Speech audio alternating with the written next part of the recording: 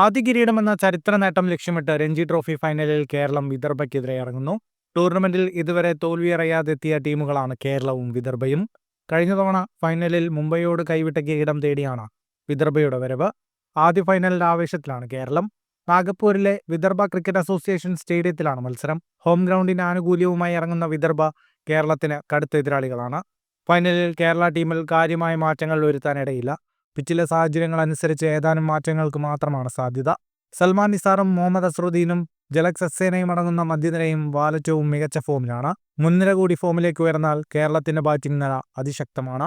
കഴിഞ്ഞ മത്സരത്തിൽ ക്യാപ്റ്റൻ സച്ചിൻ ബേബിയും ഫോമിലേക്ക് മടങ്ങിയെത്തി. ബൗളിംഗിൽ നിതീഷും ജലക് സക്സേനയും ആദിത്യ സർവാദയുമാണ് കേരളത്തിന്റെ കരുത്ത്. സീസണിൽ ഇതുവരെ കാഴ്ചവെച്ച ആത്മവിശ്വാസത്തോടെ കളിക്കാനായാൽ ആദ്യ കിരീടം അസാധ്യമല്ല.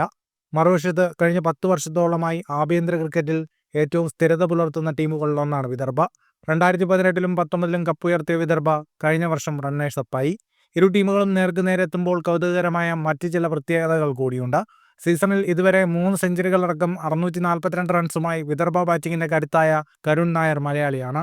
മറുവശത്ത് വിദർഭയുടെ ഇതിനു മുൻപുള്ള 2 കിരീട നേട്ടങ്ങളിലും ഒപ്പമുണ്ടായിരുന്ന ആദിത്യ സർവാദെ കേരള നിരയിലുമുണ്ട്. നാഗപ്പൂർ സ്റ്റേഡിയത്തിലെ സാഹചര്യങ്ങൾ സ്വന്തം കൈവെള്ളയിൽ എന്ന പോലെ അറിയാവുന്ന സർവാദയുടെ സാന്നിധ്യം കേരളത്തിന് മുതൽക്കൂട്ടാണ്. എന്നാൽ രഞ്ജി നോക്കൌട്ടിൽ വിദർഭയോട് കേരളത്തിന്റെ റെക്കോർഡ് മികച്ചതല്ല. 2017-18 വിദർഭയോട് ക്വാർട്ടറിൽ തോറ്റു പുറത്തായ കേരളം അടുത്ത വർഷം സെമിയിലും വിദർഭയോട് തോൽവി വഴങ്ങിയിരുന്നു. കൂടുതൽ ക്രിക്കറ്റ് വാർത്തകൾക്കായി ചാനൽ സബ്സ്ക്രൈബ് ചെയ്യുക.